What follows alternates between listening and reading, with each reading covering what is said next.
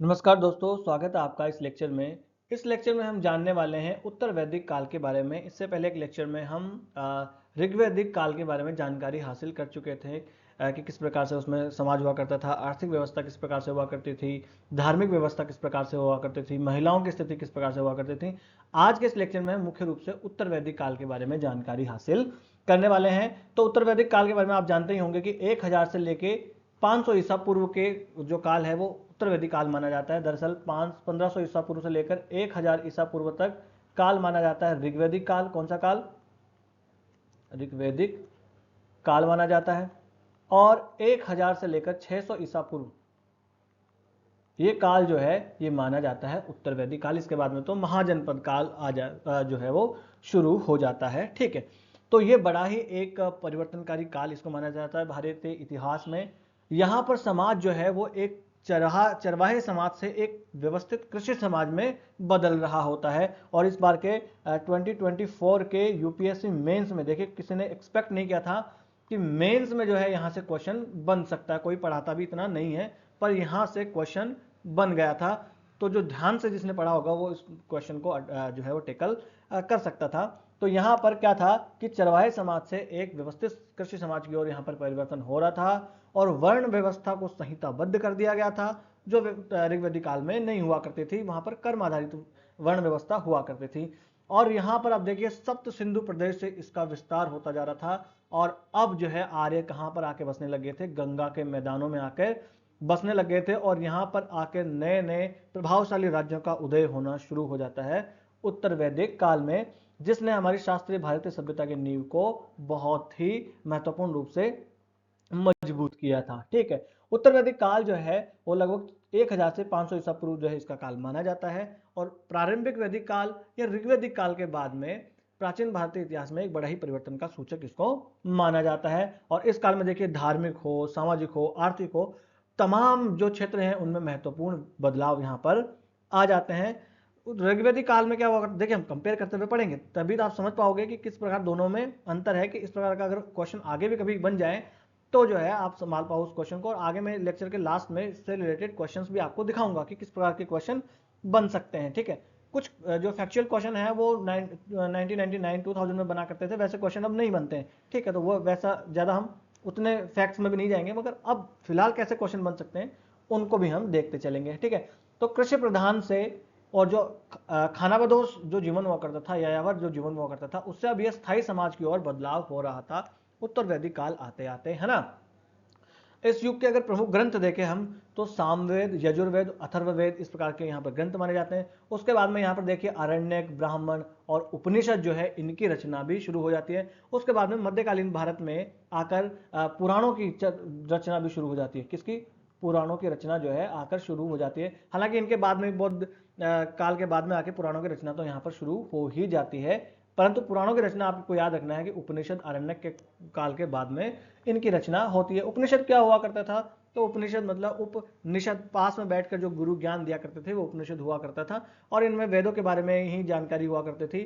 खासतौर से किस्सों, कहानियों के माध्यम से चीजें समझाई जाती थी, जैसे कि पंचतंत्र की कहानियों में समझाया जाता है। ठीक है, सामाजिक संरचना और अनुष्ठानों के बारे में भी यहाँ पर जानकारी बहुत ज्यादा मिल जाती है। उत्तर वैदिक काल जो है यहाँ पर पूर्व की जो उपजाऊ गंगा का मैदान हुआ करता था वहां पर आके अपनी उपस्थिति बढ़ा लेते हैं। पूर्व वैदिक काल जो है या ऋग्वैदिक काल के लोग कहाँ रहा करते थे? तो सप्त सिंधु प्रदेश में रहा करते थे, पश्चिम उत्तर भारत में। परंतु अब आकर ये गंगा के मैदान में आकर बसने लग जाते हैं। जैसा कि अगर हम यहाँ पर अपना एक बार इंडिया का मैप बना लें हल्का सा,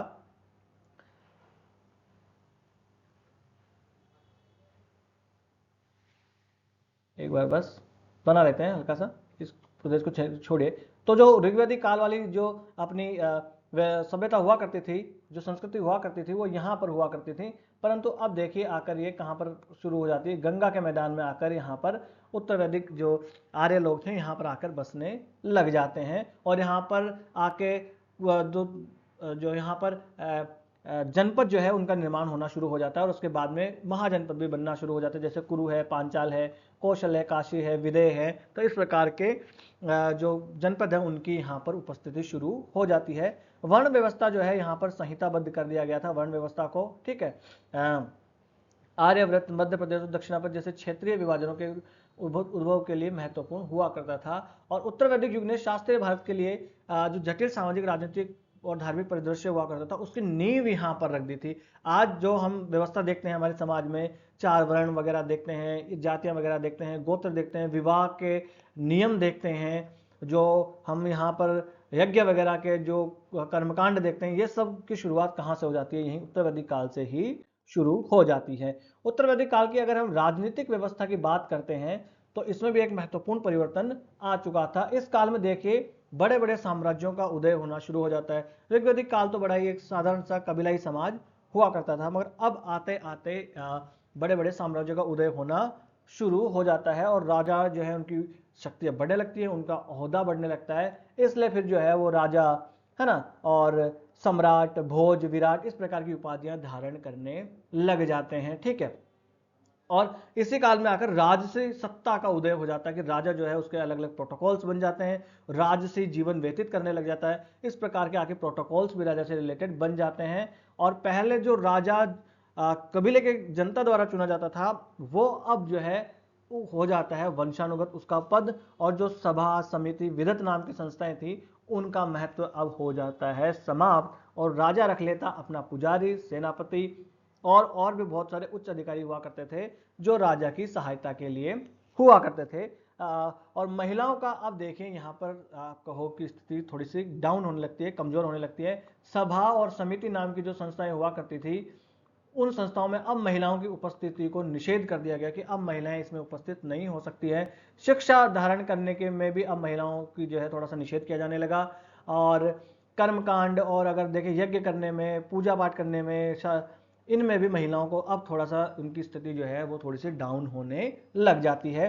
राजा का चुनाव जो है वो शारीरिक और अन्य गुणों के आधार पर किया जाता था, परंतु राजा जो है उसका पद अब तक वंशानुगत हो चुका था। तो ये सिर्फ लिखने के लिए ये बात थी,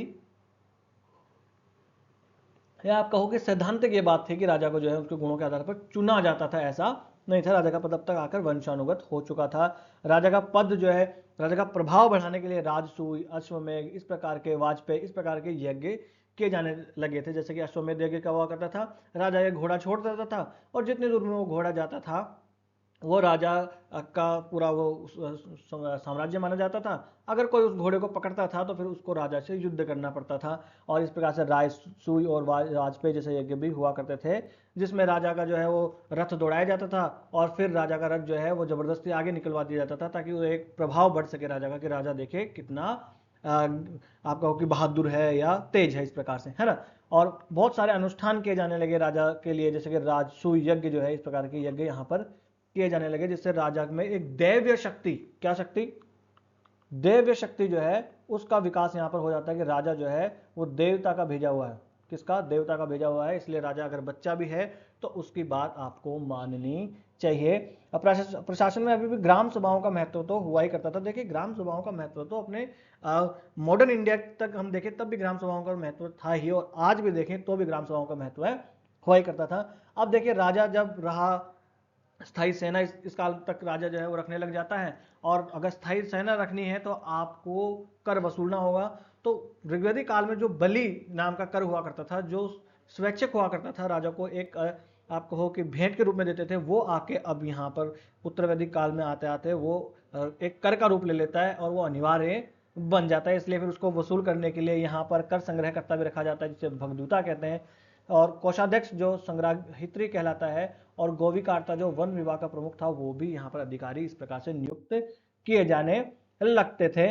और उत्तराधिक काल देखिए आते आते जनपद और महाजनपदों का विकास यहाँ पर शुरू हो जाता है, जिसमें महाजनपद जो थे वो बड़े हुआ करते थे। और महाजनपद कितने थे? 16 महाजनपद माने जाते हैं। और उत्तर वैदिक काल के अंत आते आते ये शुरू होते हैं महाजनपद। और आपको यहाँ पर मैं बता दूं, उत्तर वैदिक काल के अंत आते आते यहाँ पर जब महाजनपदों का विकास होता है, वो होता है इसलिए क्योंकि लोहे का आविष्कार जो है या लोहे की खोज यहाँ पर आकर हो जाती है। तभी तो यहाँ पर ये जो गंगा का मैदान है उसको साफ कर पाते हैं लोहे से ही, है ना।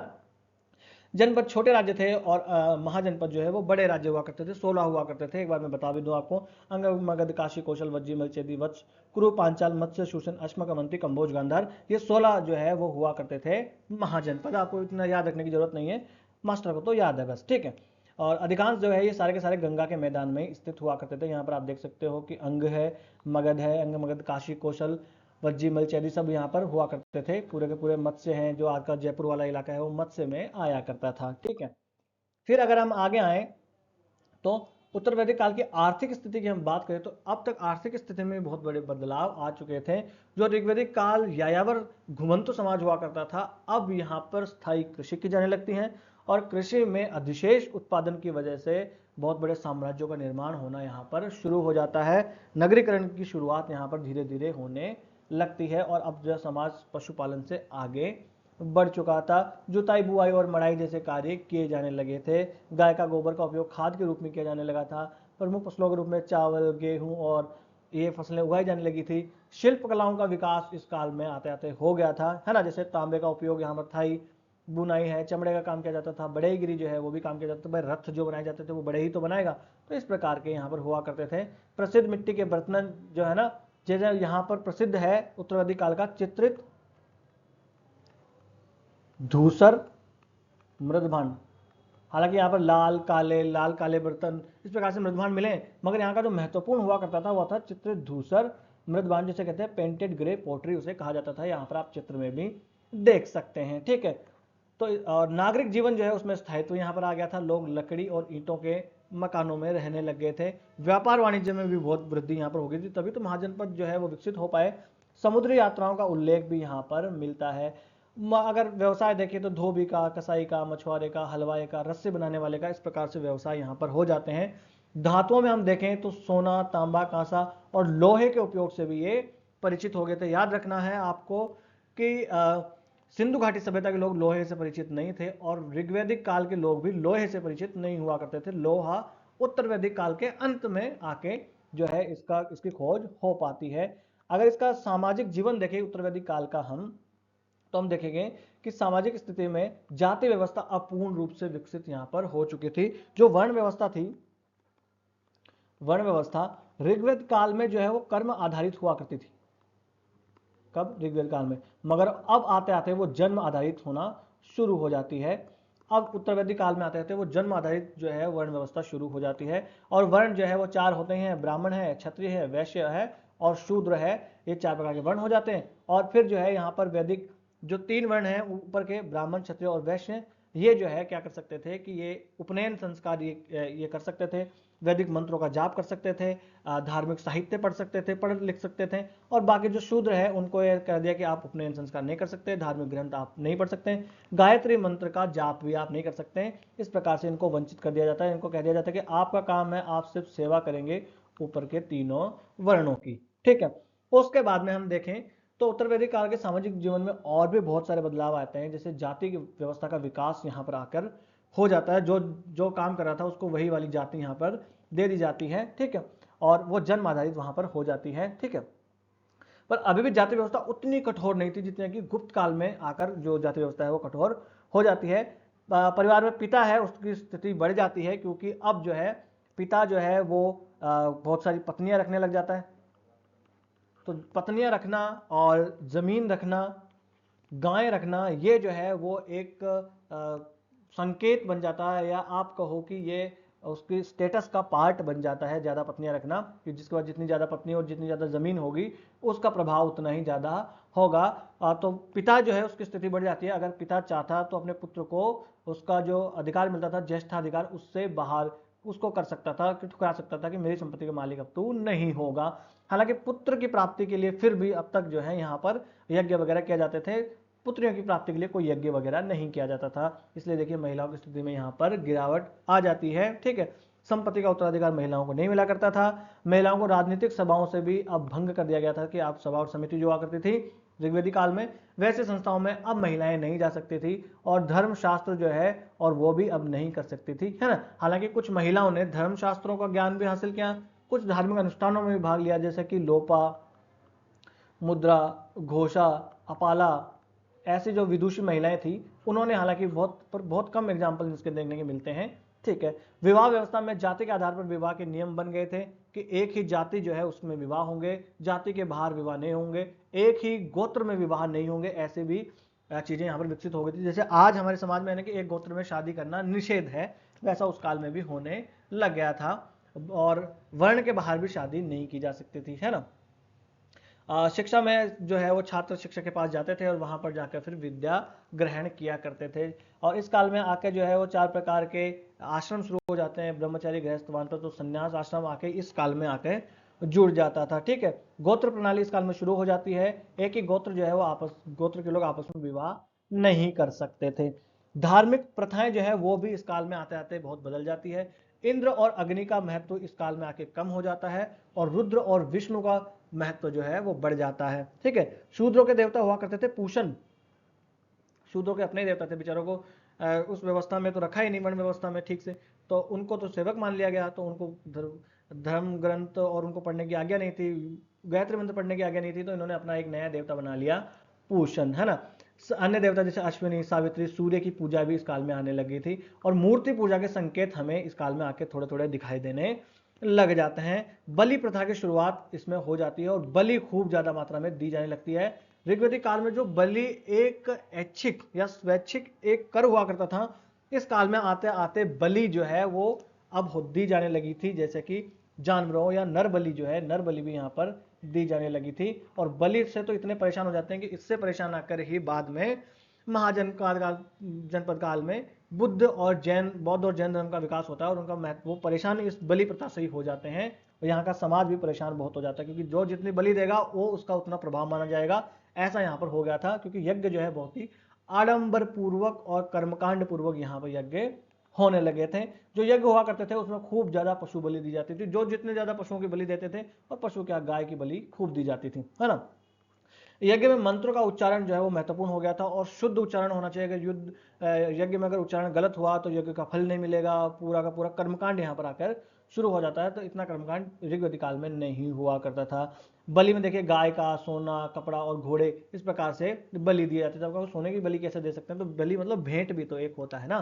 ठीक है, ब्राह्मण जो है वो पुरोहित, और जो पुरोहित है उनका ज्ञान पर एकाधिकार हो गया था, और दक्षिणा के रूप में वो गाय वगैरह उनको दी जाती थी, भूमि उनको दी जाती थी, ठीक है, धन वगैरह दिया जाता था, स्त्रियां जो है वो दी जाती थी उनको दान में, ठीक है, दास वगैरह दिए जाते थे, है ना। बलि और अनुष्ठानों में प्रतीकवाद, आडंबर पूर्वक जो है उसका महत्वपूर्ण महत्व यहाँ पर बढ़ गया था। उपनिषदों में कर्म कांडों की हालांकि आलोचना की गई है, जो उपनिषद है वो थोड़ी सी उनको तार्किक माना जाता है ना। फिर यहाँ पर इसी के विरोध में आकर जैन और बौद्ध धर्म जो है उनका विकास होता है। जब हम जैन और बौद्ध धर्म वाला चैप्टर देखेंगे तब इसमें और हम जानकारी इसके बारे में हासिल करेंगे, ठीक है। अगर हम देखें इनके बीच में महत्वपूर्ण अंतर देखना चाहें तो हम देख सकते हैं, ये अगर आप ये पूरी की पूरी ये सारणी आप याद रख लेते हैं तो भी आपका काम चल जाएगा। तो प्रारंभिक वैदिक काल या ऋग्वेदिक काल, इसमें मूल पाठ हुआ करता था मुख्यतः ऋग्वेद, और जो उत्तरवेदिक काल में आके यजुर्वेद, सामवेद, अथर्ववेद, ब्राह्मण, उपनिषद, इस प्रकार के ग्रंथ पे जो है वो बन जाते हैं आके, ठीक है। फिर समाज जो है वो ऋग्वेदिक काल में पशुपालक हुआ करता था, खानाबदोश और मवेशी पालन पर ध्यान दिया करता था। उत्तरवेदिक काल में आते आते समाज जो है वो कृषि प्रधान हो जाता है, एक जगह बस जाता है, वर्ण व्यवस्था का विकास पूर्ण रूप से यहाँ पर हो जाता है। राजनीतिक संगठन देखें तो यहाँ पर जनजाति और कबीलाई समाज हुआ करता था, सरदार हुआ करता था, राजा की वजह सरदार उसको बोला जाता था। परंतु उत्तर वैदिक काल में आते आते बड़े बड़े राज्य बनने लगे थे, गणराज्य बनने लगे थे, जिन्हें महाजनपद कहा जाने लगा था, और केंद्रीकृत शक्ति होने लगी थी, राजा के पास पूरी शक्तियां होने लगी थी, राजा में दैवीय शक्ति जो है वो निहित हो गई थी। धार्मिक परंपराएं देखें तो यहाँ पर अग्नि बलिदान दिया जाता था, है ना, और यज्ञ किए जाते थे, प्राकृतिक देवताओं की पूजा की जाती थी। ऋग्वेदिक काल में यज्ञ उतने अनुष्ठानिक या हम कहेंगे कर्मकांडी नहीं हुआ करते थे, पर उत्तरवेदिक काल आते आते एक विस्तृत अनुष्ठान हो गया, एक पूरी विधि होगी, कर्मकांड उससे जुड़ जाते हैं, है ना। फिर बोली जो है वो वैदिक संस्कृत भाषा उस काल में बोली जाती थी, वो बहुत ही कम जटिल हुआ करती थी, और लिखावट भी आई। परंतु बाद में उत्तरवेदिक काल आते आते शास्त्रीय संस्कृत जो है वो बहुत ज्यादा परिष्कृत हुआ करती थी और जटिल हुआ करती थी, उसका इस्तेमाल होना शुरू हो जाता है ना। ये देखिए, इससे रिलेटेड कुछ क्वेश्चन मैं आपके लिए लाया हूं, जैसे कि 2017 में क्वेश्चन क्या था, ऋग्वेदिक आर्य और सिंधु घाटी के लोगों की संस्कृति के बीच अंतर के संदर्भ में निम्नलिखित में से कौन सा कथन सही है। तो कौन सा कथन सही है, आपको यह पहचानना होगा। ऋग्वेदिक आर्य युद्ध में कवच और हेलमेट का प्रयोग करते थे, जबकि सिंधु घाटी सभ्यता के लोगों ने इनके प्रयोग का कोई प्रमाण नहीं मिला है। तो बिल्कुल सही बात है, ऋग्वेदिक आर्य कवच और हेलमेट का उपयोग क्या करते थे, सिंधु घाटी में कोई प्रमाण नहीं मिला है, मैंने सिंधु घाटी वाले लेक्चर में आपको ये बताया है। ऋग्वैदिक आर्य सोना, चांदी और तांबा जानते थे, जबकि सिंधु घाटी सभ्यता के लोग तांबा और लोहा ही जानते थे। नहीं, सिंधु घाटी सभ्यता के लोग लोहा नहीं जानते थे, लोहा तो आके उत्तर वैदिक काल में पता लगा था, तो दूसरा गलत है। फिर है ऋग्वैदिक आर्यों ने घोड़े को पालतू बनाया था, जबकि इस बात का कोई प्रमाण नहीं है कि सिंधु घाटी के लोगों को इस जानवर के बारे में जानकारी थी, तो बिल्कुल ये सही बात है। अब आप कहोगे सर सुरकोटड़ा में घोड़े के अवशेष मिले हड्डियों के, तो देखिए यूपीएससी ने इसका माना है कि वहां पर घोड़े के अवशेष नहीं मिले हैं, क्योंकि इसमें कंफ्यूजन थी कि वो घोड़े के हैं कि नहीं है। तो आपको अब याद रखना आगे से कि घोड़े से वो जो है वो सिंधु घाटी के लोग जो है वो उससे परिचित नहीं हुआ करते थे। तो इसमें क्या है, 3 सही है और इसमें 1 सही है, तो 1 और 3 इसका आंसर हो जाएगा। फिर यहाँ पर देखिए प्रारंभिक वैदिक आर्यों का मुख्य धर्म हुआ करता था, मुख्य रूप से क्या धर्म हुआ करता था, भक्ति, मूर्ति पूजा और यज्ञ, प्रकृति पूजा और यज्ञ, प्रकृति पूजा और भक्ति। तो यहाँ पर मूर्ति पूजा तो उत्तर वैदिक काल में आकर शुरू होती है अंत में, तो मूर्ति पूजा नहीं थी। भक्ति का इतना अभी तक शुरुआत नहीं होती, तो मध्यकाल में आके होती है। प्रकृति पूजा और भक्ति, तो भक्ति तो मध्यकाल में होती है, तो ये था प्रकृति पूजा और यज्ञ इस काल में किया जाता था। फिर देखिए 2024 का एक क्वेश्चन है यूपीएससी का कि उपनिषदों में कोई दृष्टांत नहीं है, उपनिषदों की रचना पुराणों से पहले हुई थी। तो दृष्टांत का मतलब क्या है, कहानियां या किस्से। तो मैंने आपको बताया था लेक्चर में कि कहानियां किस्सों के माध्यम से उपनिषदों में बातें समझाई जाती थी पंचतंत्र के जैसे, तो दृष्टांत हुआ करते थे, तो पहला तो गलत है। उपनिषदों की रचना पुराणों से पहले हुई थी, तो बिल्कुल सही बात है, पहले उपनिषद वगैरह जो है इनकी रचना हुई थी, पुराणों की तो बहुत बाद में आके इनकी रचना होती है। तो इसका आंसर होगा सिर्फ 1। तो इस प्रकार से क्वेश्चन भी यहां से बनते हैं। अगर कोई मेंस का क्वेश्चन भी यहां से बना था आगे कोई भी क्वेश्चन बनता है तो आप उसको अच्छे से हैंडल कर पाओगे। तो बस आज का लेक्चर कर लेते हैं यही समाप्त। नमस्ते, धन्यवाद।